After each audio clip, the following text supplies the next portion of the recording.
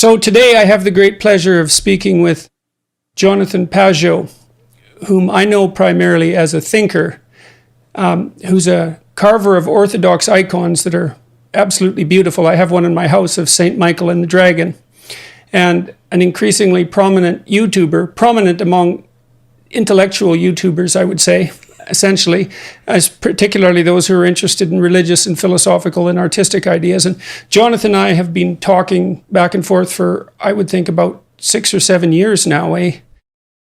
We met in 2015. Yeah, it's crazy. Time flies. It's crazy, that's for sure.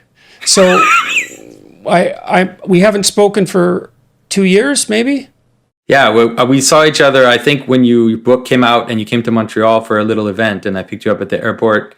And that was the last time we saw each other. Yeah, it's a while. A lot of water under the bridge. That's right, indeed. And in your case, literally. Yes, exactly. Mm-hmm. Jonathan's house was flooded out. That was when? It was in 2019, but we just moved back into our house this Christmas, and so it was a long thing. It lasted a very long time. So. And are you in your house right now? Yes, I am in my house, all fixed up, and so we're really enjoying it. We're happy to be back. I bet it must have been unbelievably dislocating to be flooded like that. Your whole basement filled with water, if I remember correctly. Yeah, exactly. It was a dike broke in the city, and I think it was thousands of people got evacuated within an hour. And so, for my kids, especially, it was my kids and even my wife. It was a little bit of a trauma because it was water where we could see the water coming, and there were cops and all these firemen and everything. And so it was a pretty intense moment. Yeah, and where were you living when your house was underwater? We moved around. We lived at my parents', then we rented a place, then we had to move. And so we ended up living in 3 places during about a year and a half that we were gone. But it was one of those things where, we say symbolism happens. A lot of the things that even you talk about or that I talk about just manifested themselves. This problem of the dike and the idea of, corruption or inattention to the situation, and then thinking you're safe when in fact you're not aware of what's kind of looming on the margins. And so for me, it was a real learning experience. I hope that I've come out of it stronger and more attentive, let's say. Yeah, well, I hope so too. I mean, we all hope that we come out of unpleasant experiences stronger than when we went in, although that isn't always the case. It's the case when things are functioning optimally and when you're fortunate and courageous and, I suppose, as honest as you can be. But fortunate definitely ranks high among all of those necessary preconditions for successful recovery, I would say. Yeah. And I have to say that I'm so grateful to see you back online.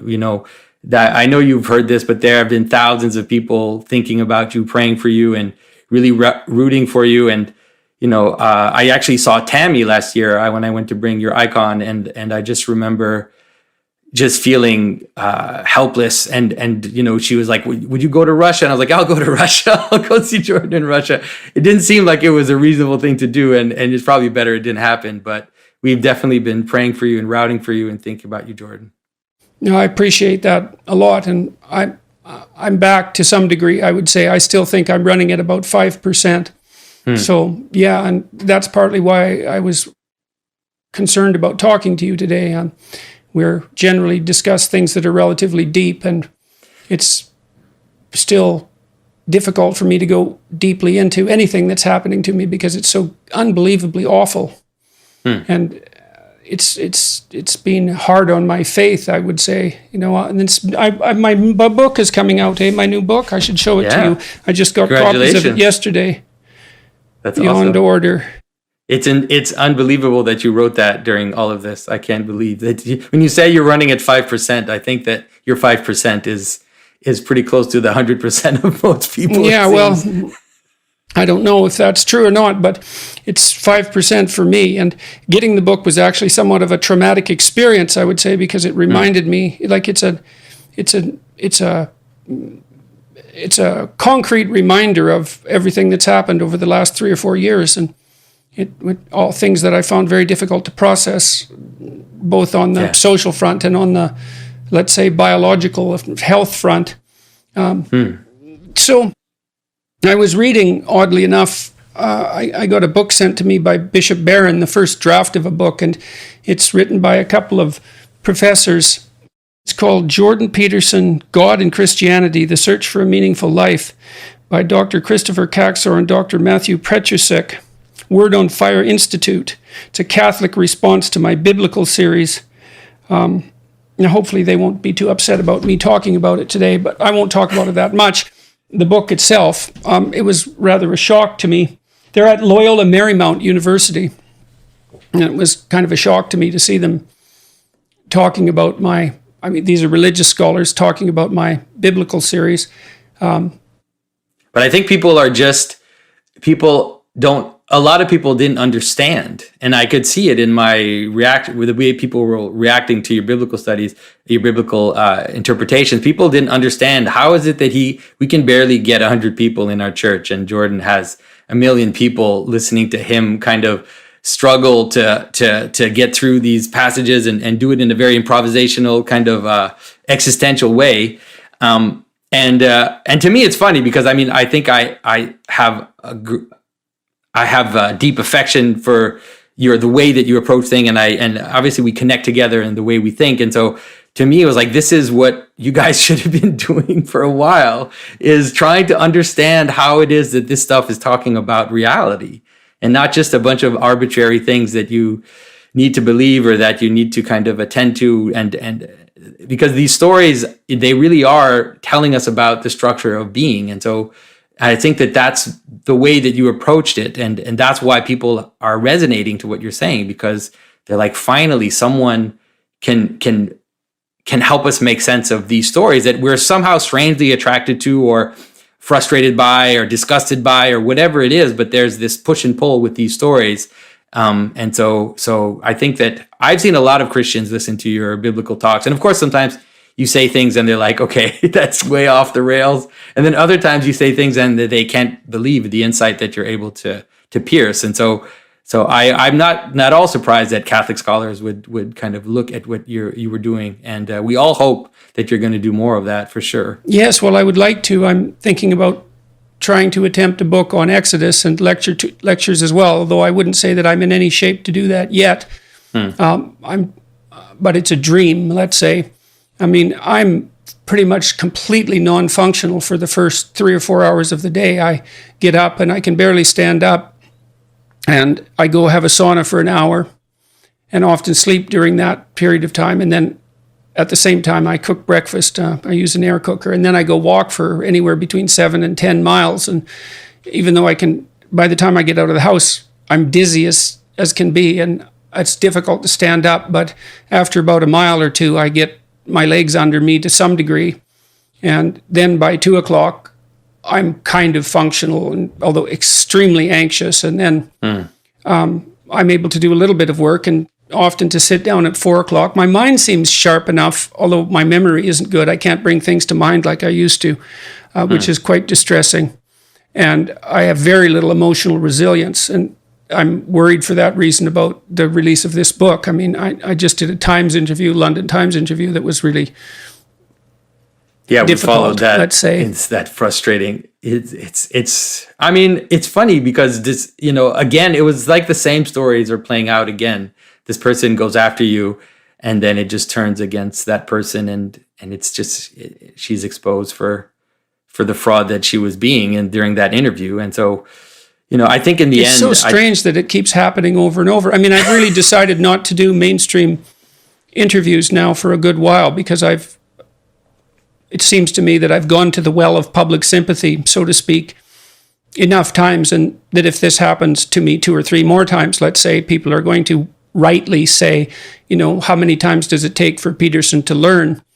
And so I don't want that to happen. I've been, I feel an obligation to my publishers, obviously, to talk about the book. Although that interview had virtually nothing to do with the book. We hoped that I would be able to discuss my health issues with someone who would treat them squarely, and then I could ignore them from then on in. But that isn't what happened. Well, it's a sign of the politicized discourse. Like you it's a sign of the breakdown that we're going through, that we see this capacity to have so entrenched aside that people doesn't matter what they do. It doesn't matter what they say. They don't feel like they're responsible because in a way you're the enemy. And, and it's not just you, it's it's between different groups. But if you're the enemy, then everything is justified. And so, well, I think a huge part of this is driven by the desire to have an enemy. Yeah. Yeah. It's very difficult to feel. It's an easy route to self-righteousness to have an enemy. Exactly. And it's a great place to put all evil. Yeah. And because you attract so much attention, you're definitely an easy target. Well, that's the theory. It seems not to turn out that way.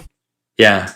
But it's also was the timing, the way when you kind of came up in the public sphere, there was a massive shift happening in culture. And I think that's one of the things you could feel and that was happening around us.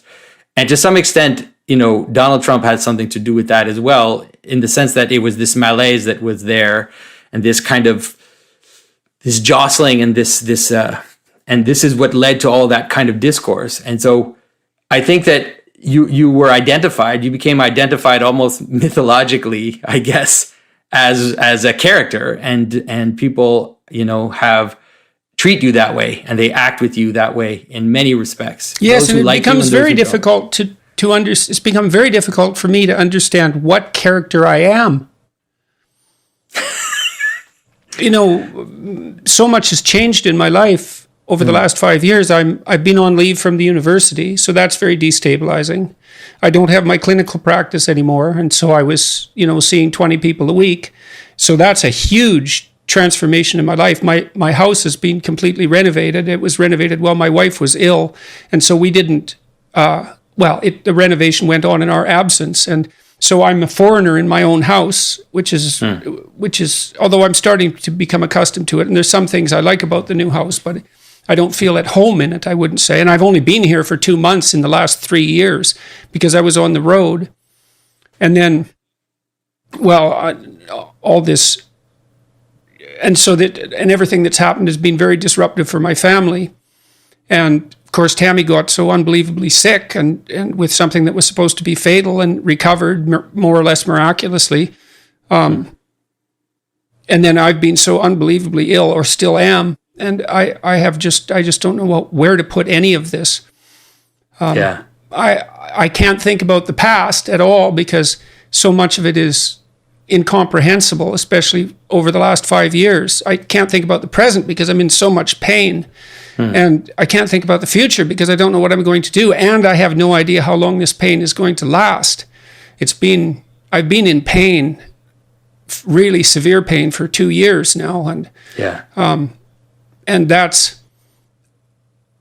it's a strange thing because in this book, one of the chapters, the last chapter is called "Be Grateful in Spite of Your Suffering," and I went through every sentence in that chapter a very large number of times because much of the time while I was rewriting it, particularly, I was in a lot of pain, and it's a pain level that's hard to fathom in some sense, because I would say every single day I have now is worse than any day I ever had in my life before I got ill. So, and then I know very well that adding bitterness to your malaise is a very bad idea. It doesn't help, but that I can certainly see the attraction in that. I feel like shaking my fist at the sky and complaining bitterly, but it doesn't help. But there doesn't seem to be any relief either, and so it's so perverse. It's shaken my faith, I suppose.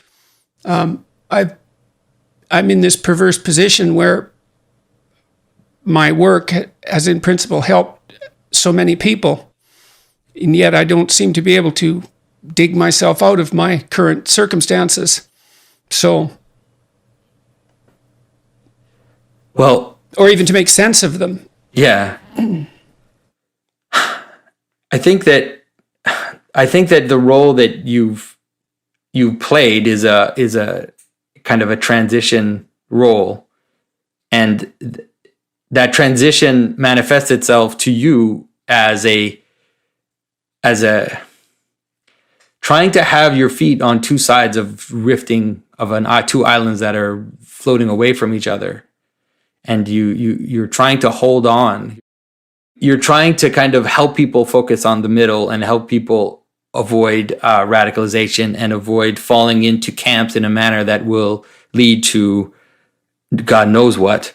And so I think that that's the role that you played, and it's been like, I've seen, for example, people transition through your work, transition from worlds, moving worlds. That's really what I've seen happen. It's more than just changing your opinion or changing your mind about something. It really is about changing the world you inhabit. And so that's a crazy role to play. And especially because, like I said, you have your foot.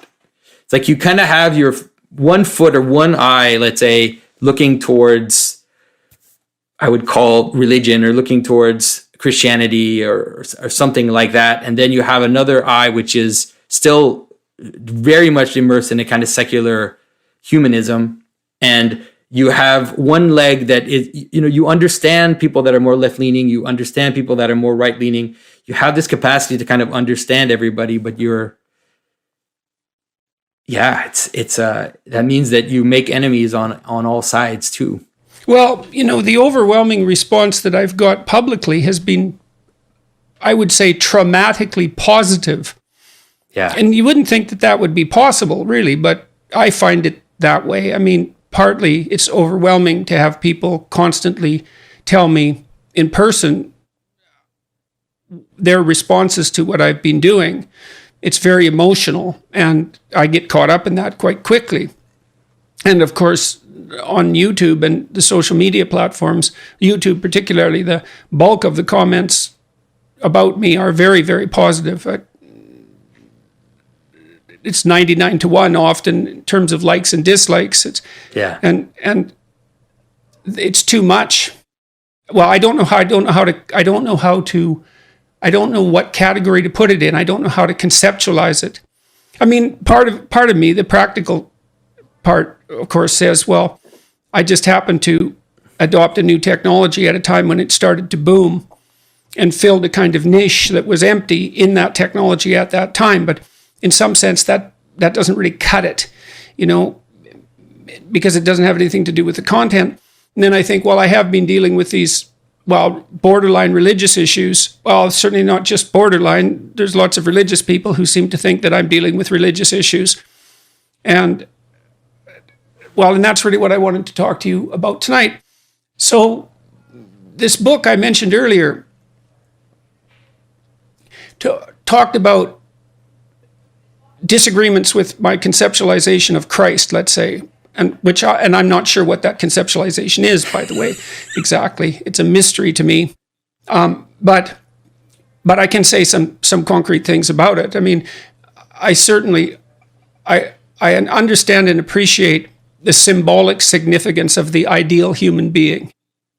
And that finds its embodiment. And I took these ideas in large part from Jung and Erich Neumann, that Christ is at least a representation of the ideal man, whatever that is. And we all, interestingly enough, we all seem to have an ideal.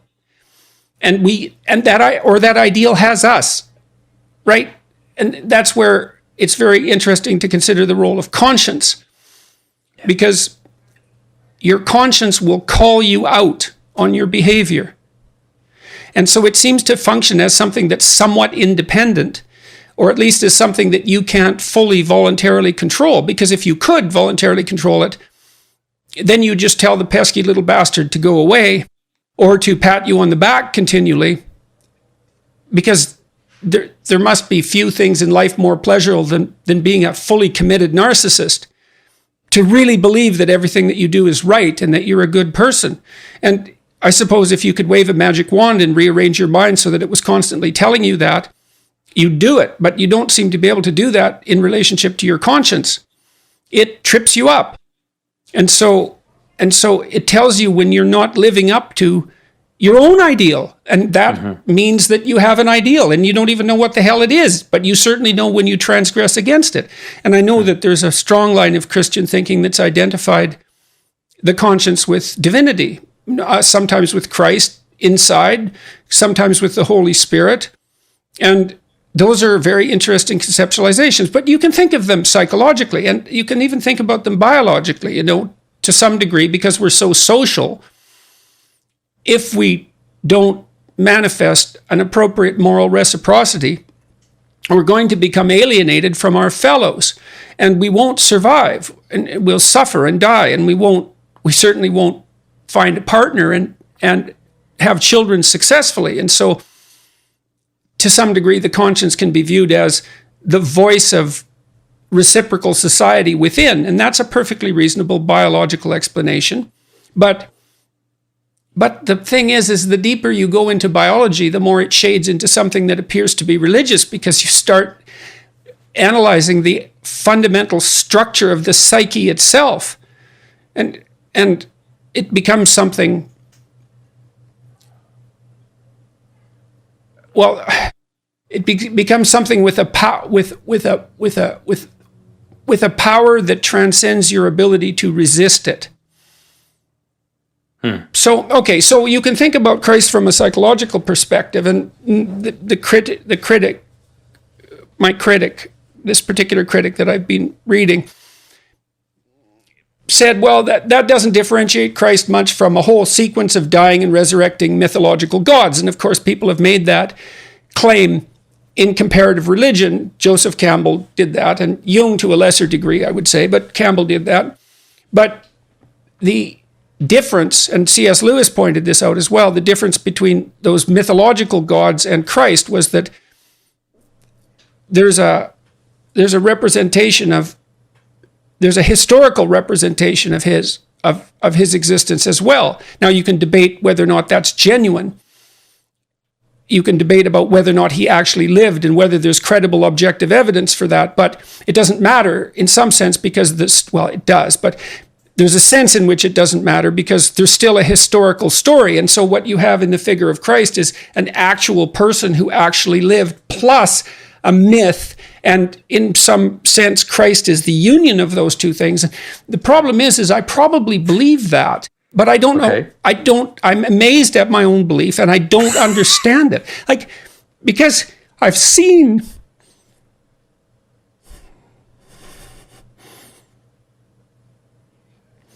sometimes the objective world and the narrative world touch.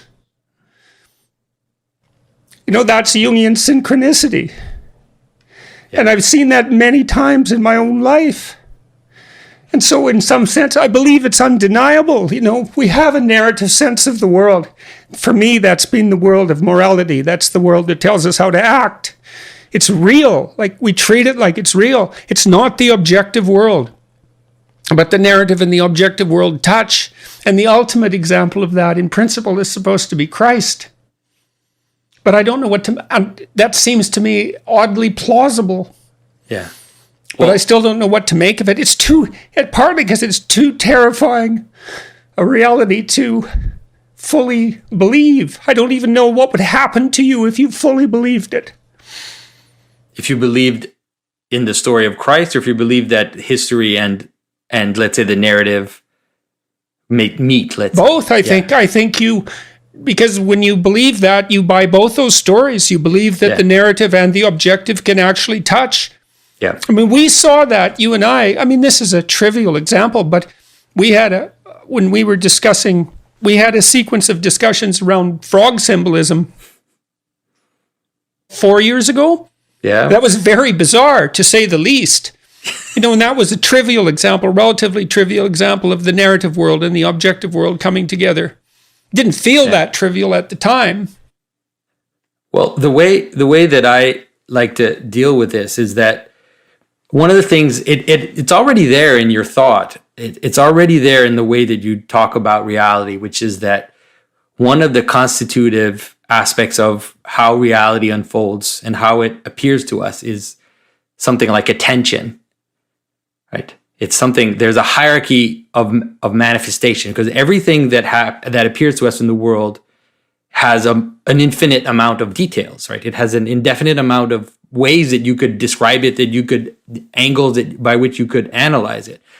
And so nonetheless, the world appears to us through these hierarchies of meaning, right? I always kind of use the example of a cup or a chair. Like a chair is just a multitude of things. It's a multitude of parts. How is it that we can say that it's one thing?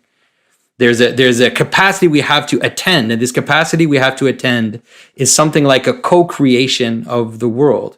And so the world actually exists. Well, a chair is a good example because, you can try to define it objectively, but you end up with beanbags and stumps, and exactly, and they don't have anything in common. Well, they're both made of matter, for whatever that's worth. It's pretty trivial level of commonality, but you can sit on them. Yeah, and that's what unites there's a them. mode of being which defines them. Well, and that's so strange. So many of our object perceptions are projected modes of being. And so even the objective world is ineluctably contaminated with its utility, and therefore with morality. Exactly. And so I think that that's the key. The key is that once you understand that the world manifests itself through attention, and that consciousness has a place to play in actually the way in which the world reveals itself. And so you can try to posit a world outside of that first person perspective, but it's good kind luck. of diluted. It's a diluted activity. Well, it's very, very difficult because you don't know what to make of something like time, because time has an ineradicably subjective element, and duration, which is different than time. I mean, time is kind of like the average rate at which things change, but duration is something like the felt sense of that time. And if you take away the subjectivity, it isn't obvious what to do with time. And I think physicists stumble over this all the time, so to speak. So, and this is something that this intermingling of value and fact was something that I never thought I made much traction with Sam Harris. He didn't seem to me to be willing to admit how saturated the world of fact is inevitably with value. And I actually think he's denying the science at that point, because for everything I know about perceptual psychology, there's a great book called Vision as a... Oh God, now I can't remember the name of the books. That's memory trouble. I'll remember it. No worries.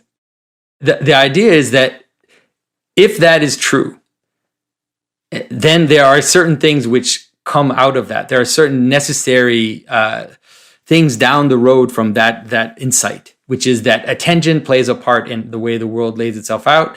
And that one of them is that the stuff that the world is made of is partly something like attention, something like consciousness, and that has a pattern. And that pattern is the same pattern as stories. It doesn't lay itself out exactly the same, but things exist with a pattern which is similar to stories. They have identities, they have centers, they have margins, they have exceptions. And that's how stories lay themselves out. Like, so a story happens in time, how an identity, let's say, is broken down and then reconstructed. You could say that that's basically the story of every story, how something breaks down and is reconstructed. And so that is a way for us to perceive the identity of things. And so if the world is made of this, then it's actually our world, our secular world, which is a strange aberration on how reality used to exist for every culture in every time from the beginning of time, which is to take that for granted, that something that they didn't call it consciousness, but intelligence and attention are part of how the world lays itself out. And it lays itself out in modes of being. And one of the things that comes out of it is not only that, but like you said, it's not only that you have ideas, but it's that ideas have you, or that it's not only that you engage in modes of being, it's that modes of being have you. And that recognition means that the first level of attention to that looks something like worship. It looks like celebration. It looks like the thing which makes let's say the National Hockey League so successful has more to do with celebration than just a bunch of guys on skates on a piece of ice, throwing a puck around. There's a celebration of the purpose of that thing, and it manifests itself through a bunch of stuff, one is like a trophy that stands in the middle on the top of on a stand, and everybody looks at it and kisses it. And so there's this veneration, and there's mascots. The Hockey League example is very interesting because it's a social game, and all the players they're attempting to aim right. So there's a symbolic element to that. Sin is misplaced aim. Yep. And so you hit the small space in the net, blocked though it may be by your enemies, and everyone celebrates that. And you do that in cooperation with other people and in competition with other people. And if you do it properly, not only are you a brilliant player from a technical perspective, but you're also a great sport. And so there's an ethic there and a morality. And this is why people are so upset when hockey players or any other pro athlete does something immoral in their personal life, is because it violates the ethic that's being celebrated as a consequence of this great game. Yeah. And right. So you can see that the striving for an ideal mode of being, the religious striving for an ideal mode of being, is central to what it is that makes hockey addictive. That's right. Yeah, necessarily. And so God, I saw that in pro wrestling. There's a great documentary, Bret Hart, called Hitman Hart. It's one of the best documentaries I've ever seen. And it portrays pro wrestling as a stark religious battle between the forces of good and evil. And Bret Hart, who at one point was the most famous Canadian in the world, was overwhelmed by the archetypal force of his representation as the good guy. It's a great documentary, Hitman Hart. And it shows you how pro wrestling is it's not the world's most intellectual activity, to say the least, and people can easily be dismissive of it. But one of the things I loved about the documentary was that it attempted to understand from within what was compelling about what was being portrayed. And it was a religious drama. It was shocking and brilliant. And so that is actually, there's an objective part of that there's an objective way in which these patterns kind of come together and manifest, let's say, higher and higher versions of this drama. And so the sports drama has a certain level, but it's limited to a certain extent because it still happens as a confrontation, let's say, between two irreducible sides. And so what happens in something like the story of Christ is that gets taken into one person. And so all the opposites become the king and the criminal, the highest. Even in the image of the cross, you have this image. And as Christ is being crucified, they're putting a sign above his head saying that he's the king. As Christ is being beaten, they're giving to him a crown. And so Christ joins together all the opposites. And so in his story, you see, if you're attentive to these patterns, you see the highest form of this pattern being played out. And one of the aspects that has to be there for it to be the most revealed or highest form is that it also has to include the world of manifestation. I mean, it can't just be a story. It has to be connected to the world. So that's why Christians insist on the fact that Jesus is not just a story, that he's an incarnated man, that he was incarnated. But I don't believe their insistence. I don't believe that, well, this is because it isn't obvious to me, and I think maybe I derived this criticism from Nietzsche, but people have asked me whether or not I believe in God, and I've answered in various ways. No, but I'm afraid he probably exists. That's one answer. No, but I'm terrified he might exist. That would be a truthful answer to some degree, or that I act as if God exists, which I think is, I do my best to do that. But then there's a real stumbling block there because there's no limit to what would happen if you acted like God existed.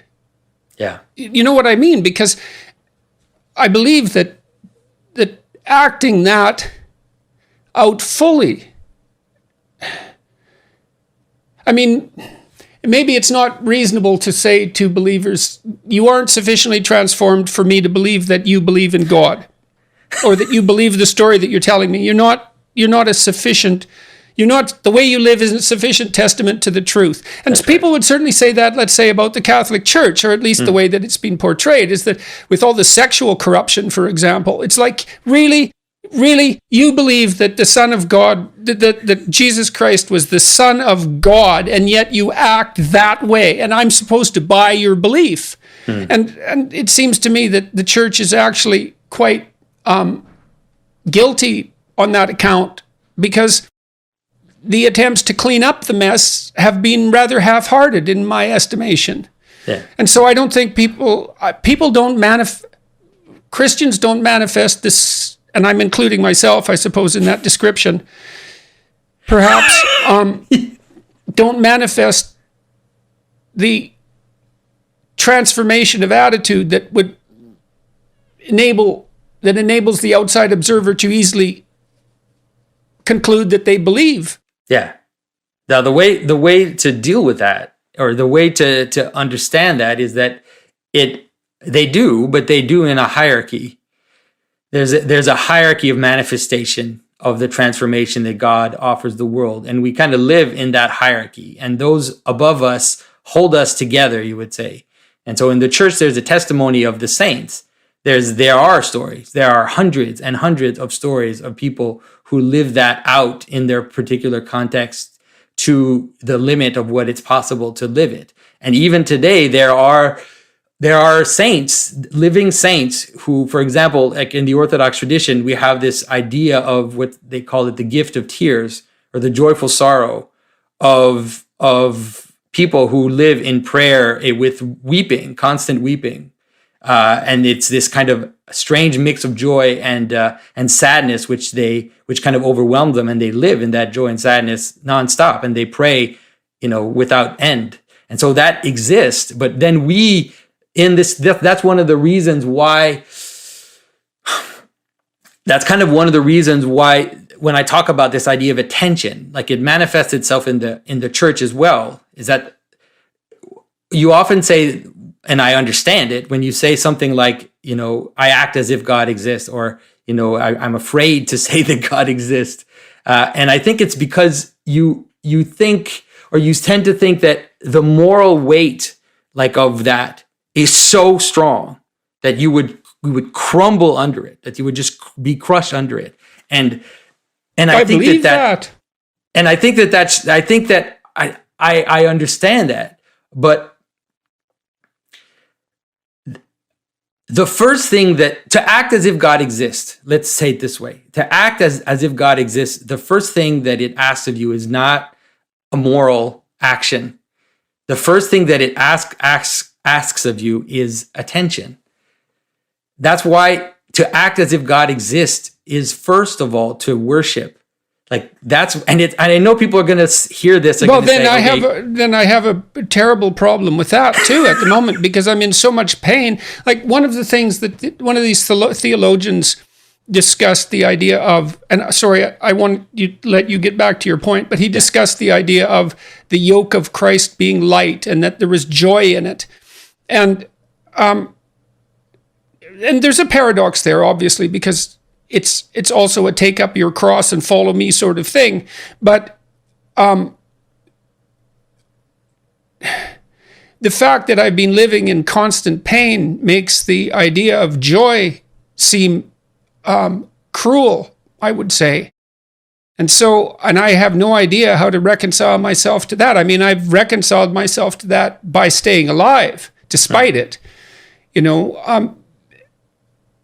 Although by staying alive despite it, but there's very little worship. And it doesn't mean I'm not appreciative of what I have. I'm not only am I appreciative of what I have, I do everything I can to remind myself of it all the time. And so does my wife. I mean, she's changed quite a bit as a consequence of her struggle with cancer, has become much more overtly religious, I would say. And, say grace before our meal in the evening, and it's a very serious enterprise, and it always centers around gratitude, for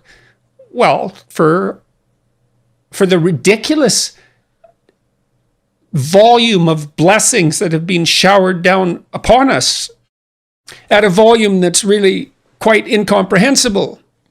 But despite that, despite that, I'm struggling with this because I don't know how to reconcile myself to the fact of constant pain. Yeah. And I feel that it's unjust, which is halfway to being resentful, which is not a good outcome. No, I agree. And I can't speak, I don't know how to speak to that because I don't have that experience. I don't have that. I don't live with constant pain. And so I don't know what that would do to me. It's probably one of the reasons why it might ruin me, And so, it's very difficult to answer that. I think that the answer has been the cross. That's been the answer. It's maybe easy for me to just say it that way. But that's always been the answer of Christianity, which is that God went to the cross, and that God went down into death and plunged down into death, and there are mysteries hidden. And they're very well hidden, but there are mysteries hidden in that depth. But it's not. I don't think it's my job to moralize to you at this particular moment. So we talked about the narrative and the objective touching, and so I wanted to touch on that again. Is that I understand C.S. Lewis's argument, and I'm even inclined from time to time to think, well, I've got the choice between believing two impossible things. I can either believe that the world is constituted so that God took on flesh and was crucified and died and rose 3 days later, or I can believe that human beings invented this unbelievably preposterous story that stretched into every atom of culture. And it isn't obvious to me that the second hypothesis is any easier to believe than the first, because the more you investigate the manifestations of the story of Christ, the more insanely complicated and far-reaching it becomes. So I read Ion, for example, and for all of those who are listening, if you want to read a book that will completely make you insane, then you could read Jung's Ion. And it's a study of Christian symbolism in astrology, which doesn't sound particularly dangerous, but or even particularly necessary to read, I suppose. But Jung describes the juxtaposition of astrological and Christian symbolism, and it's a brilliant book, and it's terrifying because he outlines the concordance between the levels of symbolism over several thousand years, and it's obvious when you read the book that no one plotted this. It's not a conspiracy. Whatever's going on to make that concordance occur isn't something that we understand. And it seems to be best understood as one of these situations where the narrative and the objective touch. The saturation of Christianity with fish symbolism, Jung associates with astrological movement of into the house of Pisces. And so he describes how a drama, so ancient people saw a drama played out in the sky, and that was a projection of their imagination. And that projection contained symbols that were associated with the emergence of Christianity. And so you can see in that the alternative explanation is that there's this unfolding of a symbolic landscape over centuries or millennia that's part of human biological and cultural evolution, but that starts to touch on the religious anyways when you describe it in those terms. Like it's the operation of a natural cognitive process, let's say natural/cognitive process, that supersedes any one individual or any one culture. And so I've never seen a critique of Ion. I think people read that book and they think, oh, It's like John Allegro's The Mushroom and the Sacred Cross. Do you know of that book? I believe that's the title. Well, it's another book you read and you think, well, I have no idea it's a study of mushroom symbolism in Christianity. And it's another book that, it claims that Christianity was heavily influenced by psilocybin use, and it was published in the 1960s. It's an amazing book. But it's another book you read and you think, I have no idea what to do with that. I have no place to put that book. So, but Ion is really like that. And well, one of the things that, for example, we talked about just before, the idea that, the idea of Christ being a dying and resurrecting God, and, that's really actually not the case. If you actually just look at the story of Christ, and not just the story in Scripture, but let's say the whole story as it kind of developed in tradition and kind of melded together. In the ancient world, you had this idea of gods that went down into the underworld. Either that went down for some reason to visit, or went down to save somebody even, or died and then rose again. But that's actually not the story of Christ, because if you understand the full tradition of the Christian story, we think that Christ died, went into Hades, and then destroyed death. And he pulls everybody out of death. And then that's it. Like, what other story are you going to tell after that story? You have a story of someone who dies, goes into death, and then destroys death, and then that's it. Like, that's the thing with Christ's story, that every story, every aspect of his story reaches the limit of storytelling, and it's impossible to go beyond it. Right, that's right. Well, even from a psychological perspective, that's correct. And that in itself is a kind of miracle. And so you're stuck in some sense constantly having to choose between miracles. It's like, okay, it's a figment of the human imagination. Fine, but it's the limit figment in multiple ways. How did that happen? And also, but as soon as you start to think that the world is made of attention, the idea of just a figment of somebody's imagination, especially just a figment of someone's imagination, which happens, like you said, over thousands of years within communities of thousands of people, it just becomes a ridiculous statement. It doesn't mean anything. It's like, yeah, it only means something if you assume that, and Jung pointed this out, it only means something. To say it's a figment of imagination and have that brush it aside means that you think that imagination is nothing. And Jung pointed out constantly that you should not attribute nothing to the psyche.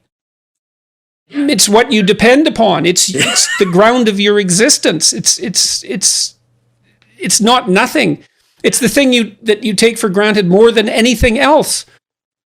So anything that you can recognize as a story will definitely be manifesting patterns that you can recognize. And so they can't just be brushed aside from the most insane conspiracy theory to the most, like childish fairy tale. Anything that manifests itself as a pattern of story that you can recognize has a certain level of value. Has enough level that if you pay attention to it, you actually can gather some nuggets of how the world works and how the world lays itself out. And that's why, like, if I do symbolic interpretations, I can do it for scripture, but I can also do it for some Marvel movie or some video game or whatever it is, because that's just for you to even recognize something as having being, it's already part of that world. It's already manifesting these patterns. This critic said that the mere psychologization of Christ was insufficient because, and you made the same case in some sense, that it doesn't make sense unless the narrative and the objective world truly touch. And I think you could debate that, because I think that there's some utility. There could arguably be some utility in a secular version of the hero myth, that the best way to cope with existence is to tell the truth and to face what you don't know forthrightly, and that will enable you to orient yourself within our finite and bounded existence that ends with our death more properly, more accurately, more advisedly than any other route. I've seen people from Orthodox priests to, the most Protestant you can imagine, recognize in the way that you represent reality something that has value, because you are manifesting that pattern. Like what you're saying is true. But I think that if we take seriously the relationship between attention, psyche, and the way the world reveals itself to us, then it scales up. It scales up after that. It jumps up a level, and it also scales up in terms of, because one of the things that you talk about, like looking up to the star and looking up to the highest thing you can look at, and then aiming towards that. Once again, one of the things that does is that the first thing you do is actually it's attention. That people won't like the word worship. It's a form of reverence, a form of veneration. You submit yourself to that aim. So it's not just that you see the aim and that you aim for it. You actually have to submit yourself to that which is to what you're aiming. And so that's sacrifice to it. Exactly. And you have to sacrifice to it. And so that's why, let's say, the religious version of this has to move towards the highest possible aim, and also one that we can do together. Because like the lower aims, like you could call them something like lower gods, let's say, or angels, or whatever you want to call them. Like these lower aims, they have value, but they're all fragmented. But for this to stack up, we need to be able to look towards the same image. We need to look towards the same aim, and that will bind us together. And so we don't also end up being just kind of individuals who have the weight of the world on our shoulders, but we're a communion of saints. We're a communion of people who are submitted to, aiming towards, worshiping the same point. Yeah, and I believe that that's necessary. And I've had some profound experiences, which I can't really relate here, that of the necessity for that community, is that this, whatever our fundamental moral load is, immense though it is, crushing though it is even, requires the participation of others. So even if you were the perfect you would need other people to be along with you. It's a collective enterprise, even though it's an individualistic, even though it requires the perfection, it requires as much perfection as is possible at the individual level. That's not enough. There has to be that communal element as well. You need help. We all need help to aim as high. The highest aim requires communal endeavor. Yeah. And it's also because it actually is the way that everything works. It's like the chair aiming to be a chair is a constitutive of parts which are joined together towards a same goal, and therefore hold together as a being and manifest the chairness of the chair. And that's the same with you. You have all these thoughts, right? You have all these feelings, all these contradicting things inside you.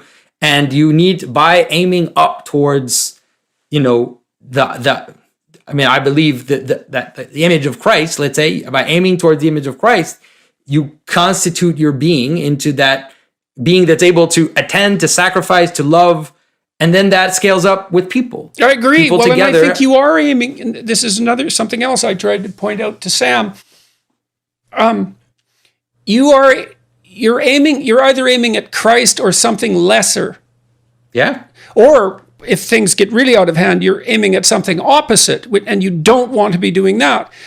And this is a matter of definition in some sense, and it's actually not impossible to understand, is that you aim at something better, generally speaking. I mean, maybe you're out to cause pain, but forget about that. You aim at something better.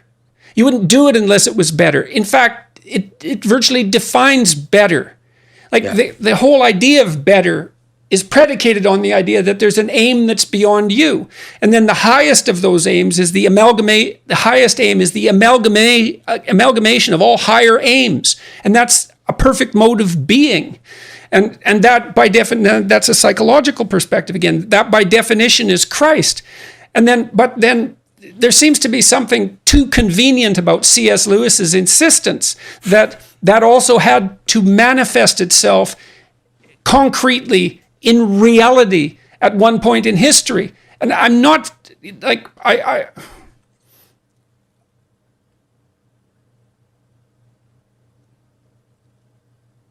I don't understand why I should believe that. And I tend not to believe things without a why. There's always a why. And there's a hurdle there that I waver on constantly, because I already said that when you think these things through, at least my experience has been, if you think them through sufficiently, you end up with the choice between impossible alternatives. And so but it has to do, one of the ways to see it maybe is it has to do with the recognizing of the goodness of the world, or the goodness of creation, that the world is capable of manifesting these patterns, right? So if you want to understand, for example, the big conflict between the early Gnostics and the Christians, that's what it was all about. Because the Gnostics basically wanted a disincarnated Christ. They were saying, and they viewed the world as utterly fallen, as having no value, having to be escaped, having to be fled in every way. Whereas Christianity posits that it's a non-dual proposition. It's saying it all comes together. That's the promise. It all comes together. And so it has to come down, right? And so it has to come down at every level. And not only that, it has to come down into the person of Christ who's incarnated, but that person has to go down into death, to the very bottom of the world, to the belly of the Leviathan, and then come back up. And so the whole world is declared as, once again, being capable of participating in this good. And so you could say, well, maybe it wasn't that one. Maybe it wasn't, it's like, why would it be that particular place where it happened? And it had to be some place. That's the story. I mean, there is no other story like that story that we have. And so once you recognize that this is part of the declaration that the world does embody these patterns, that it leads to this, it leads to this story of a man who embodied them absolutely, and is bringing us in him to also embody them in a way that will transform us. Like the ultimate goal of Orthodox vision of Christianity is theosis. It's to become God. To become God through transformation and participation in God. So that's the final goal of everything, is to become participant in the divine. And how do you distinguish that from Catholicism? No, I mean, in terms of that, I think that it's a difference of emphasis. I think for sure the Orthodox emphasize theosis more than the Catholics. The Catholics are kind of iffy about theosis in terms of, it's there in some of the thinkers, but I would say it's probably not official Catholic doctrine. But I think without theosis, you're missing the point of the whole thing. Or you're missing the point of everything. Like, why do things exist? Right? Like, why do things exist? And so I think that the idea that they exist to participate fully in their most perfect form, like that's what they're called to do. And it ends up being a declaration of the ultimate possibility for goodness in the world. I think that's. Well, it seemed to me, I've observed, let's say, that it's possible to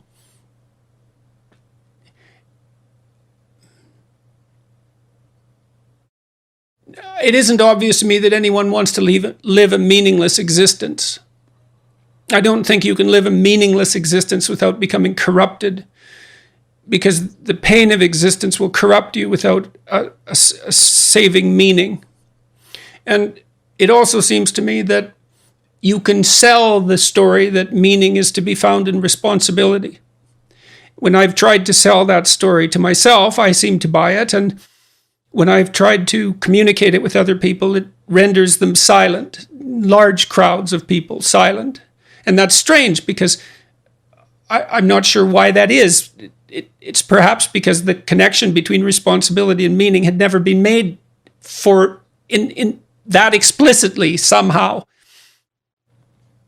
because meaning gets contaminated with happiness or something like that, but it's to be found in responsibility. And then you could say, well, there isn't any responsibility that's more compelling than trying to aid things in the manifestation of their divine form. That should be an adventure that could be sold. And I don't know why the church can't do it. I don't understand that. And because it seems to me that that's something that I've done, at least in part. And that accounts for the strange popularity of the biblical lectures in particular. Yeah. But I've also, and I do believe that. I do believe that the right striving is to attempt with all your heart to encourage things to develop along that, towards that divine goal. Like, what else would you possibly do? Once you think that through, it's like you're always aiming at something that's better, or you wouldn't be aiming. You're always moving towards something that's better, or you wouldn't be moving. So then why wouldn't you move towards the greatest good? Yeah. Well, it's because it's terrifying, I suppose, in part. But then I've tried to put that into practice in my life, and it's tearing me into pieces. Yeah. I don't know, though, if one of the reasons is because you're also alone. And because at least to my understanding, you're not in a community. Well, it's hard to say. I mean, it's hard to say. Because fans aren't a certainly community.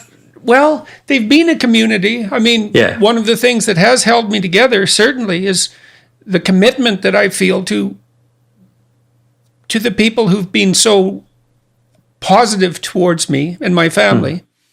I do feel that as a community. I understand what you mean. Why the hell not go to church? I know you're wasn't going to come right out and say it, Jordan. Yeah, I know you're not that blunt about it. But it's not just it's not just about going to church. One time I told you something, and I don't know if I was able to drive it through. There's something about being in a hierarchy because there's an aspect of being in a hierarchy that you talk about, which is this kind of striving to kind of be the best within that hierarchy. But there's an aspect of being in a hierarchy, which is that the hierarchy covers you. Oh, definitely. There's no doubt about that. Yeah. And so there's something about submitting. That's why the lowest status members of a chimp group will still fight off interlopers. Yeah. And so there's a value in being in a community and a hierarchy where you, like, I go to confession, right? I go to confession. I go to my priest and I confess my sins, and I give that to him. He actually takes responsibility for an aspect of listening to my sins and kind of participating in my salvation. And so the weight ends up being distributed across the community. It's not, so you don't actually just bear it on yourself. And it's not just it's not just a living community. It's not just those that are alive in the hierarchy, but those that have left their story. All the saints are part of this hierarchy that you engage in, that you participate in, and that you see as consolation, as examples, as examples of people who have lived through difficult things that you can kind of that you can shoulder up against, And so that's one of the reasons why I kind of insist with, at least for the people that watch my videos, is when I say go to church, it's not just because I'm trying to moralize you into doing something. It's because it's actually a participation in how the best vision of reality works. I've got no objection to any of that. But I've seen you. Objection. I'm probably one of the only people in the world that has actually seen you in church and seen you, and how'd that squirm go? And squirm in church. Why? See, the other thing, I was reading this book, and it's mostly a jumping off place for me to think. It's like, there's also something, because I'm not inside the church so to speak. It's hard to say what the utility of that is. The utility of being inside the church. Of being outside it. Oh, being because outside I'm an the church. outsider talking about religious matters. Yeah, but I think that it has played a great role. Like I've often said that you're something like King Cyrus. If you know the story of King Cyrus in Scripture, King Cyrus was a Persian king who told the Jews to go back to Israel and build their temple. So he wasn't Jewish, like he wasn't an Israelite. He wouldn't believe in the God of the Israelites, but he was like, hey, that temple of yours looks pretty nice. Why don't you just go back there and rebuild your own thing? And so that's definitely an effect that I've seen you have. The number of people that have become Christian because of you is hilarious. Sorry, it's not hilarious, but it's just kind of this strange thing, because you kind of stand outside and you're looking at the door and you're looking at the church and you're saying, hey, this isn't not so bad. Look at this. What is going on here? Like, what is this about? And then because of that, well, it's also, do you think you've got something better? I was talking to a friend of mine the other day when we were walking, because as I said, I walk about 10 miles a day right now, try to keep myself under control. And he was raised a communist in Poland and then an atheist, and he was complaining. I think this is what he told me, that he was complaining to his parents at one point about a religious wedding that they were going to, despite not believing. And he said as he got older, he realized he had nothing to replace that with. It's like, okay, throw it out. Fine. Okay, now where are you? Well, you're just as bad off as you were before, but you also don't have that beautiful thing. Yeah. It's like, what would happen if we dispensed with Christmas? Well, if it's logical, it's a good thing to ask Sam Harris and the New Atheists. It's like, let's get rid of Christmas. Or we could say we could make it entirely secular, but then it would just disappear. But that's not what's going to happen, because religion is inevitable, and we're seeing it coming back in very strange ways. It's going to be a weird, woke, identitarian religion, which is going to come back. That's why. And primitive, part of it's going to be tribalist. Intent doesn't matter. Yeah. Can you believe that? Yeah. So it's a scary thing. Like you could say that's one of the failures of the New Atheists, is that they partly led to the new woke phenomena, because they didn't realize that you can't get rid of religion. You can't get rid of rituals. You can't get rid of the problems and opportunities of identity. All of these things are going to come back. If you try to brush them aside, then they're going to come back in very weird ways. And without you realizing what's going on, you'll have people kneeling to a shrine of a man who was killed by police and putting a halo on his head and self-mortifying themselves and doing all kinds of insane things, or that look to you insane, but that you need to understand it's just this religious impulse gone off the rails. So yes, and then the question is, what's the right place for it? That's right. I've thought I suppose it's a form of comedy, that Catholicism is as sane as people get. It's Baroque, right? And it's Gothic, not Baroque. It's Gothic. It's dark. It has the same aesthetic in some sense as a horror film. And I'm not saying something denigrating by that. It's part of its strange mystery. And all that strangeness is necessary, because people would be much more insane without it than they are with it. It's a container for that religious impulse, and that impulse is to the good. Yeah, and the image of the crucified Christ, and also the act of communion, gathers in all the extremes together, right? It's like, if you think of the symbolism of communion, you'll notice that it gathers in every extreme, from the highest to the most transgressive. All of it comes together. Well, it's worth unpacking that. It's ritual cannibalism in the service of God. Yeah, but it's also seen as a normal meal of communion, and it's then also seen as a sexual union, because there's a relationship, there's a notion in which then in the altar and in that moment of communion, there's this joining of heaven and earth. They raise up the chalice, and there's this joining, which is this image of this sexual union between God and the soul, between God and His church. And so all of it just jammed into this ritual as a kind of center of reality, would call it. And so, like you said, if you get rid of that, then you're going to have all kinds of strange, factitious versions of it that are going to pop up and are going to try to replace it. And it's leading to the fragmentation of our world and to the breakdown of the West, for sure. So back to this idea of the mythological level and the historical level conjoining, and I thought of that as convenient.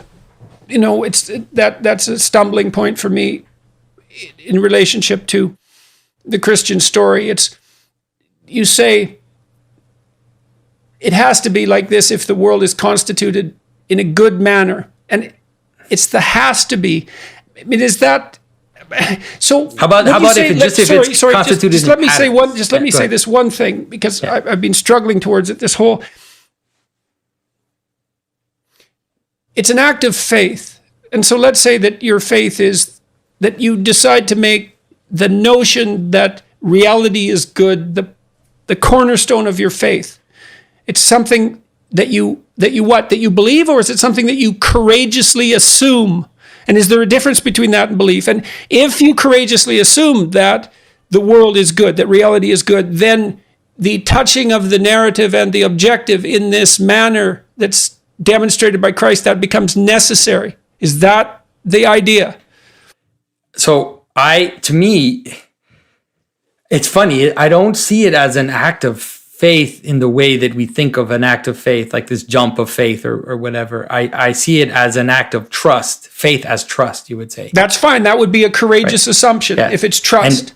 And it's trust in the sense also of, so when we talk about the good, we always have to be careful not to just limit it to the good, to the moral good. There is the moral good.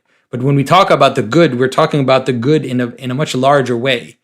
And the good is the pattern of the things, right? And the sense that the fact that the world lays itself out as ordered, as pattern, inevitably, that there is no way around it. You cannot avoid the order of the world because in order for you to even perceive anything, it has to have an identity, it has to have a hierarchy, has to have a margin, has to have all these things. It's all there in every act of perception. Exactly. And so in every act of perception. And so it's that. So every act of perception presumes a value hierarchy. Exactly. You can't avoid it. And so it's not like an act of faith in the sense that I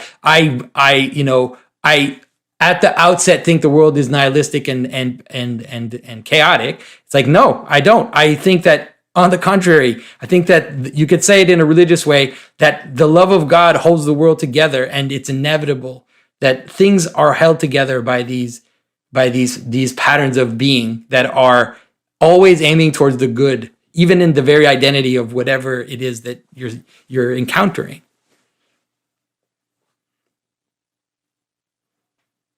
Let me ask you something personal then. I mean, you weren't born an Orthodox Christian. This is something you came to. How? Well, I think that it has something to do with what you said before. It does have something to do with the sense that Christianity had fallen away from its original story and its original all-encompassing, let's say, cosmic narrative. And so it was really, I would say, in searching for that and kind of discovering symbolic thinking on other fronts and feeling like I was confronted by this. Like, okay, so I can see these patterns. I can see the world through this coherence. And it's like, why is it then that Christianity doesn't have this? And then after more looking and more searching, I realized that it did. That not only it did, but that some of the most, powerful early saints talked about the world exactly this way, and so when I discovered that, then I looked around and I saw, for example, that iconography, that the relationship between icons and architecture and liturgy and all of this was like this amazing giant pattern, which was reinforcing, manifesting, making you participate in the way the world actually existed. And so it was like this kind of self, this positive feedback loop, I guess you could say it in a good way, where it's like you recognize these patterns, you engage in them, you see them, you sing them. It's like this whole thing where you're engaged. And so I realized that it was really in the Orthodox Church that this was that had been the most preserved and the most alive, and that I would hear, contemporary Orthodox speakers or thinkers or theologians who talked about the world exactly in that way. And so I thought, okay, so this is the place. And also because they kept the idea of theosis as the ultimate goal. Because I think that's, very, very early, St. Irenaeus, which is, like early 3rd century, said the Logos became man so that man would become God. That's some of the earliest saints said that, and so it's like, that's really what Christianity is. And so that's what ultimately led me to well, it is the greatest of all possible visions. Yeah. And so, but I think that, it's there latent, even in other forms of Christianity. And one of the things that I've been trying to do is help people kind of wake up to that reality and try to see it wherever they are. And how's that going for you? Well, no, I'm really serious. I haven't talked to you for a long time. I mean, you've got this, you've had a strange few years as well. I've had a strange few years as well. It's all your fault, by the way. Yeah, it certainly feels that way. But it's a good in that sense. I mean, I've been surprised in the past 4 years since I met you and you kind of put me out there in the world. Now I have 90,000 people following me on YouTube, and there's a community of, I would say, symbolic thinkers. I'm giving them a place to write. Like on my website, I'm putting up a blog. There's communities that kind of get together and talk about this, trying to reinvigorate it in their own communities, wherever it is they come from. And so I've been just nonstop excited about, in a way, sad to see that I think the breakdown of Christianity is going to continue. Like, I don't have short-term hope for, let's say, the situation, but I do believe that there are seeds which are kind of being planted, and there are people who are getting ready and will bear fruit. So it's been amazing, I have to say. And thanks for that, by the way. I guess you're welcome, to the degree that I had something to do with it. Yeah.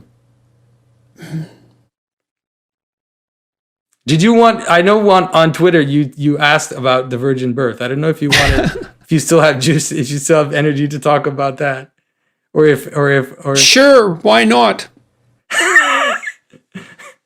Well, the one of the things that is important, I would say, in Christianity is understanding that the role that Mary has to play, let's say, in the same way that we talk about how the reality of Christ had to manifest itself in the world for us to understand that the possibility of this thing, the possibility of how everything comes together, right? In the same way, so for example, in the Old Testament, you have theophanies, you have places where God and humanity meet. So on the mountain of Moses, in the temple, in the Garden of Eden as well. So you have these, they're usually at the top of a mountain or they're at the end of a temple. Okay, so it's still a mountain in that sense. So that's a place where two worlds meet. That's the narrative world and the objective world, really. Exactly. So the invisible world and the visible world, the world of logos, the world of pattern, and then the world of possibility, right? They come together, and then that's when the coming together at that point is where you see something. So it's like that for everything. That's where miracles occur. Yeah, but not just, miracles are like super events. Like they show us the pattern of reality in a more concise way, but everything is like that, right? So even a chair is a bunch of possibilities, right? That encounters an idea, encounters a purpose, a logos, and then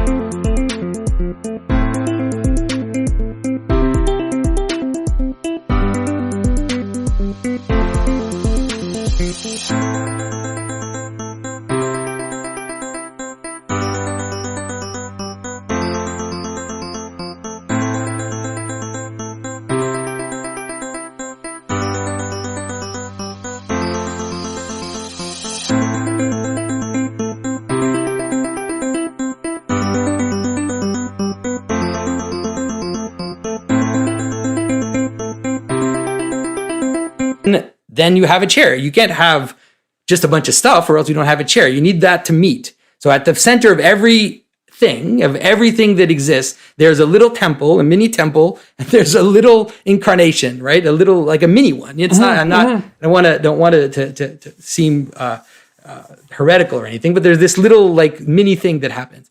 And so that aspect has a lower part, which is the nexus of possibilities, the coming together possibilities, and then this thing this logos which comes down. So this nexus of possibilities, you could call it a mountain, a house, a temple, a body. That's Mary, right? That's her. She's the place of manifestation. So she's the Ark of the Covenant.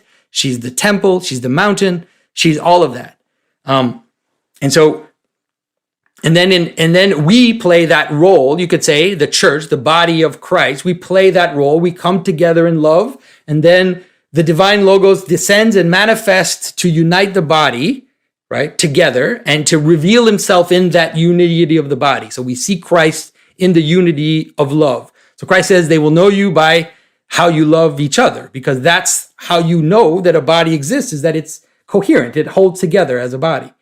And so this body has to be dedicated. It has to be dedicated to the thing which it's manifesting. So like, let's say you have a turkey, a car, and 2 bits of grass, and you think, I'm going to make a chair out of that. Well, it's not going to happen, right? It's not going to happen. I think you were going to go that route. But this is it. This is what it's about. It's not going to happen because that's not dedicated. And so, in the same way of a woman and her husband, so a woman has to be dedicated to her husband for the union to be recognized and fruitful. So if a woman is not faithful to her husband, then there's confusion on the identity of the child, right? But if a woman is dedicated to her husband, which means that she's actually a virgin to all other identities. She's virginal to all other identities, and she's dedicated only to the one thing. So this idea of virginity is super important because it's about dedication. It's about not being mixed or not being... That's uncontamination. Uncontamination. And so then you can understand that in order for something to manifest the entirety of the whole pattern, right? So it's like, so for someone to be the place of manifestation for the whole thing. Well, that is what a mother does. Like, right. It's what a mother does, because she dedicates herself to a greater or lesser degree to bringing someone perfect into being. And the more she loves, the more she dedicates herself to that in every possible way. So now the Virgin Mary is the extreme cosmic version of that, where she has to be perpetual virgin. She is a cosmic virgin. She is perpetually virginal because she's like, you can imagine, like, in order for the sun to reflect upon the waters, it has to be and all still. Those men who don't believe that sort of thing should take careful stock of the fact that they're frequently terrified out of their skull whenever they encounter someone they're attracted to. Mm-hmm. They project that or see it instantly, and it demolishes them. And then if they're rejected, they're crushed. And you can think of that as a projection, but you can also think of it as seeing more deeply what's there, and that you only see that when you're actually attracted to someone. Mm-hmm. And then that attraction has a basis because you're seeing what they could be, even if you're not seeing what's there. And so that's why the necessity of virgin birth, because she is revealing the highest, right? She's like a still ocean on which the sun is reflecting. And if it was mitigated, then it would only reflect a mitigated manner. And then everything in between is mitigated. Like I said, it's like a woman who's faithful to her husband. Obviously, is not a virgin in a technical sense. You could say she's a virginal to others. She's untouched by others, but she's dedicated to the one man, just like... Well, and the degree to which that's entangled with genuine virginity also isn't the case, also isn't so obvious. Yeah. It isn't, we don't know what the preconditions are for setting up the ideal relationship. And it's certainly the case that we bring the baggage of our previous relationships into our current relationship, and maybe sometimes that's for the better, and maybe the virginity can be symbolic, but people can certainly be sullied by their past behavior, and sometimes in a way that they can't figure out how to repair. Yeah. Well, for sure, the Christian ideal has always been the union of virgins, in the sense that then the dedication ends up being tighter, right? And so you are dedicated to your husband, and your husband is dedicated to you, and then you're unmitigated mentally, even, right? Like in terms of memories and in terms of comparing and in terms of all of these things which we do as human beings. And so it can prevent slippage in terms of your dedication. Yeah. So I don't know if that makes sense in terms of yes, understanding why. I wasn't, I mean, these things, grasping these things slips out in and out of my capacity. And I mean, you did a lovely job there of making a symbolic account for the virginity of Mary. I understand that. I understand well. But no one's going to prove the virginity of Mary historically. I mean, that's something which is not, that obviously is not possible. It's a secret. There's a secret aspect to virginity, which is actually part of its function, and is also part of its, how can I say this? It's part of its mystery, right? Which is something which is not public. It belongs to the identity. It belongs to the, it's like the dedication of something belongs to that which is it's dedicated, right? We can talk about this to some degree. I mean, imagine that you wanted to form the perfect union with someone. Let's say it's the perfect sexual union for that matter. I think that requires love. Whenever I've had in my life a sexual experience that wasn't associated with love, I didn't feel right about it. My conscience bothered me very much, very rapidly. And maybe that makes me an outlier, although I don't think so. I think that is how people react, but they refuse to notice. Now, I might be wrong about that. Maybe I'm a prude. It's possible, although I don't think so. But it's possible. But it always struck me that sex was best undertaken within the confines of an ultimately committed relationship. That otherwise it was lesser. It was less than it should be. It was sullied. And now, well, I don't have anything more to say about that than that's been my experience. And so, and I don't know what the preconditions are for establishing the perfect marriage, let's say, and the perfect marriage would be one that brought about the best possible children. These are not trivial things. They're very difficult things to get right. Certainly, you want the least amount of animosity, unnecessary animosity possible between the parents. You want the union to be tight. You want it to be based on love and commitment. That seems clear even from the psychological literature. Yeah. So I have another question for you. Yeah, go for it. This idea of theosis. I think it's lack of... I'm tormented by the possibility that it's lack of courage that stops people from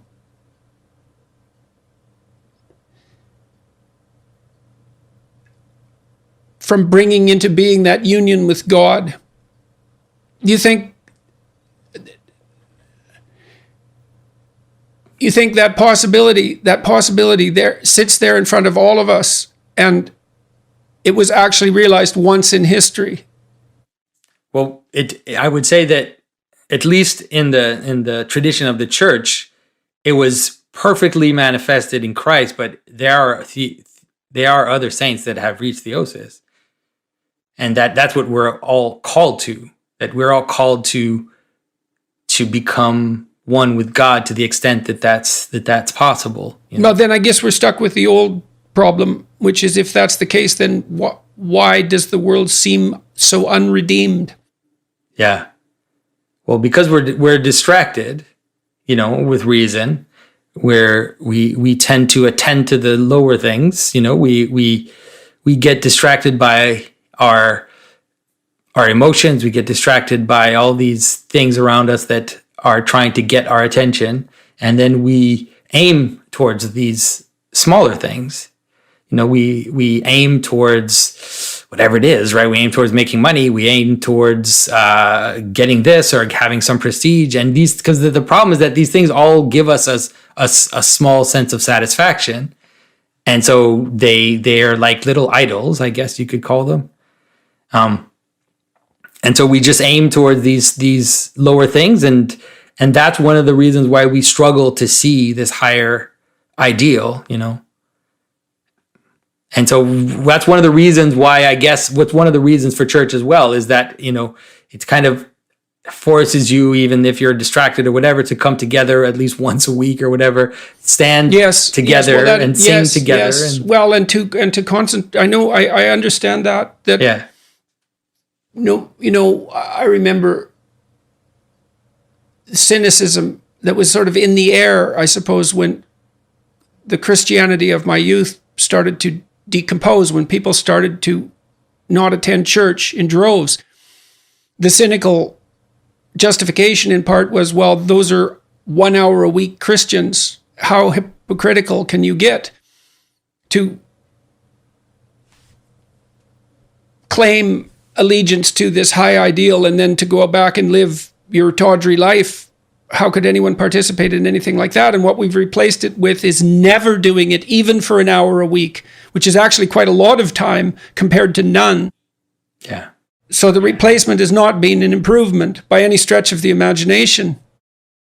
Yeah, and then we replace it because we need to come together and we need to commune and we need to celebrate, and so we end up doing it in these kind of secondary places like sports or politics, and all these other places, will replace that. But ultimately, like I said, one of the things that help us to trust, let's say, or to find some respite is that it's together. Like we're doing this together. And so when you see, there's some comfort in knowing that some people have dedicated their life to God and have lived that way. And it serves as a smaller example, but also as a comfort in those moments. Because usually in the stories of the saints, you'll find times when they're struggling, when they're completely off the rails, when they're not, when they're struggling with thoughts, with passions, with desires. No, you see that in the Old Testament stories. I mean, Abraham is all the patriarchs. I mean, they lived full lives, complete with catastrophic failure and malevolence and murder and genocide and war, and yet were redeemed. And so I think that's one of the things that helps us to like you said, to see. It's like you don't have to, obviously you don't look at the person who goes to church once a year or whatever. That person has their own thing to deal with. You find and you see these people that are the opposite, that really live. And everybody has met, I would say, probably a few people like that. At least I've met a few that are just, I've met some priests, monk priests that are glowing, like they're just glowing. And you see it in their eyes that they live at a level of peace and acceptance that I don't have access to. And so it's like that type of encounter is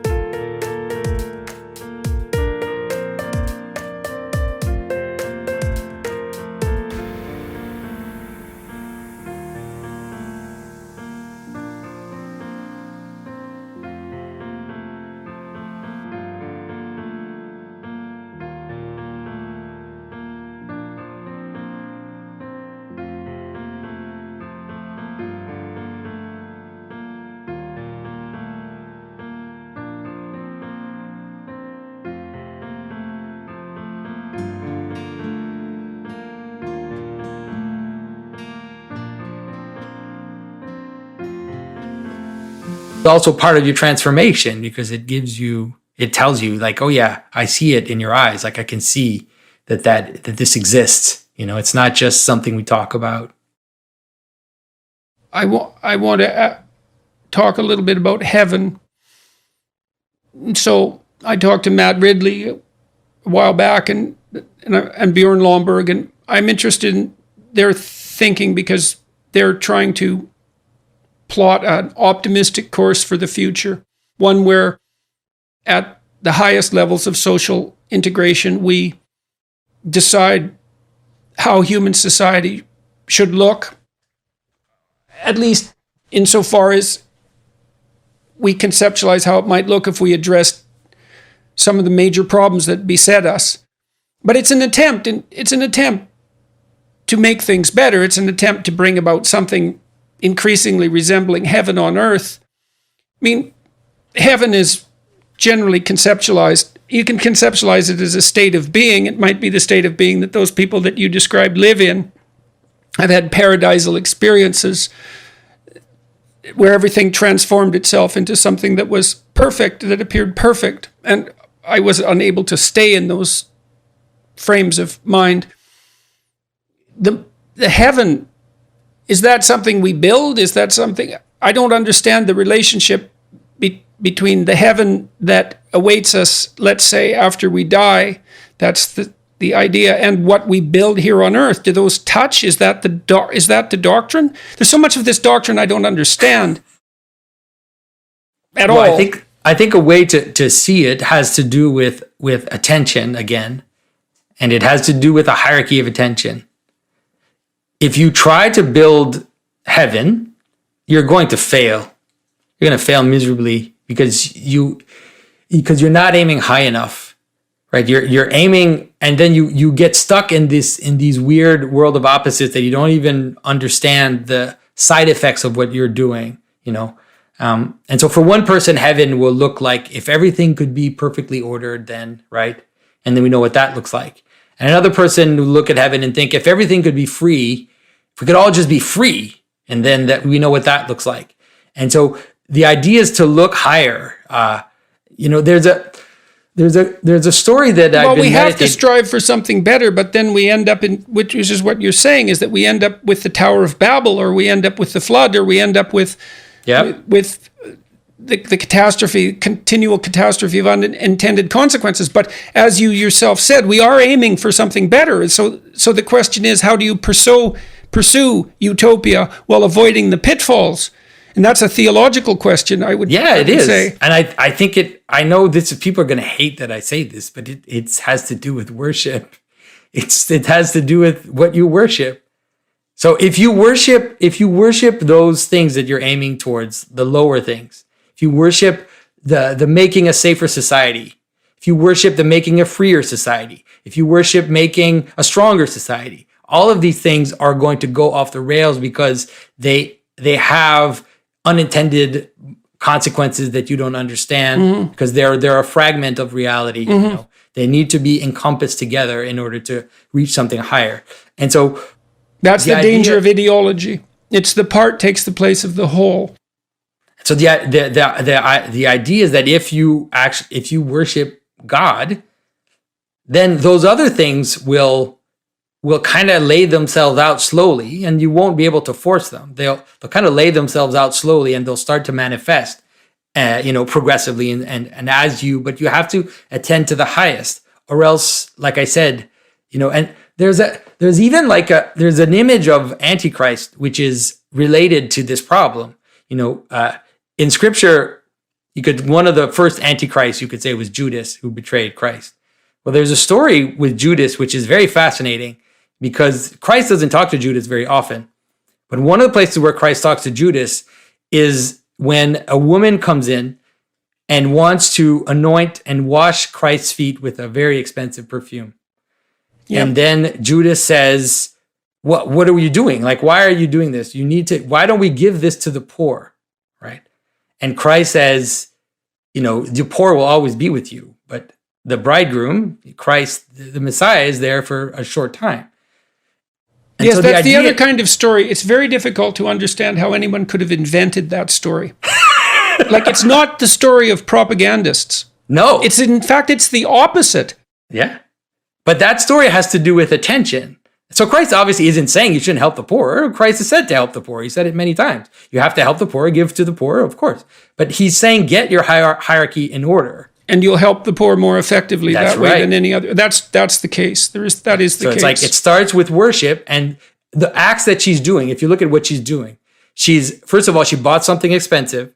She's sacrificing it. She's sacrificing it to bow down and to wash the feet, to submit, to sacrifice to, and to worship. So those three things, like when I talk about the aim, how you end up having to submit to that aim. And so so Christ is saying, first comes worship, then the world lays itself out below that in an appropriate way.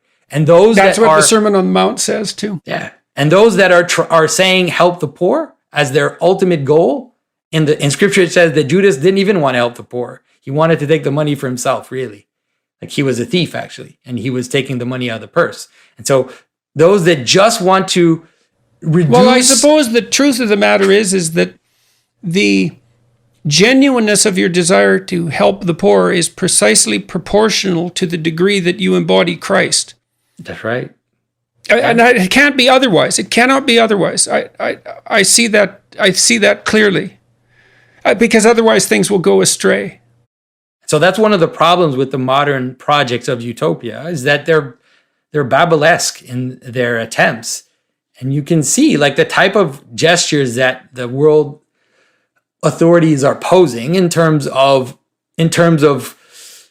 safety, extreme, like, with COVID and everything, this desire to create absolute safety, this desire to create absolute identification and tracing, and all of these kind of weird gestures that show that they think they can control reality it's leading us towards a very dangerous place. Well, one of the things I noticed, I did some work on a committee at one point that was advising the UN in relationship to the establishment of its millennial goals, and there was hundreds of goals, not rank ordered. And so it was a Tower of Babel, because you can't have hundreds of goals that aren't rank ordered and have any goals at all. Because to have a goal means a hierarchy. Something has to be more important than something else. And there isn't anything more important than getting your act together, so to speak, Yeah. And, well, I'm going to have to think about all this a lot.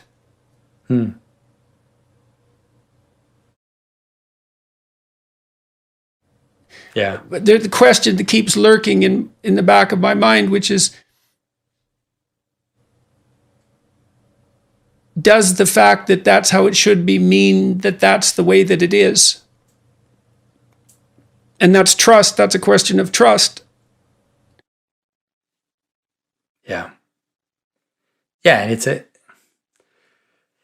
it's a question of trust which ends up manifesting itself in love, and I think that, like, the love that you have for the world, which is clear. Anyways, it shows me that you might be closer to that trust than you might want to admit to yourself, maybe. Well, I don't know what to do with it, I suppose, is the real problem, especially in my current circumstances. Yeah. I'm the most confused person I've ever met. I would say. Yeah. And I've met some pretty confused people, so.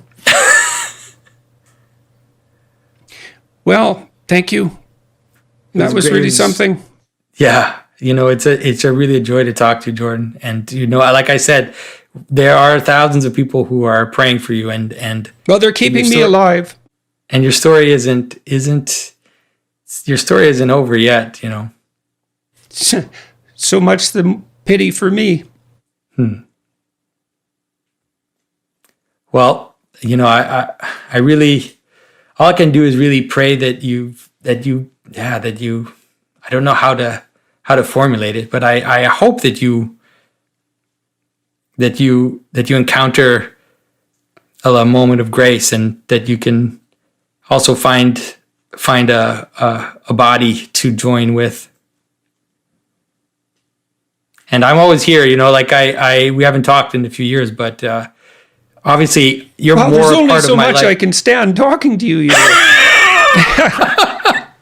You're definitely always a part of my life, even if it's through weird YouTube videos and everything, and people remind me that you're a part of my life all the time, because a lot of people that watch my videos, they come from you. They always start with, well, I was watching Jordan Peterson videos, and so you're a gateway to you're a gateway to what I'm talking about. So that's a good gateway. Thank you for the carving. It's beautiful. Right. I'm happy to know that it's there, that it's in your house, and that St. Michael is at least holding that dragon at bay a little bit.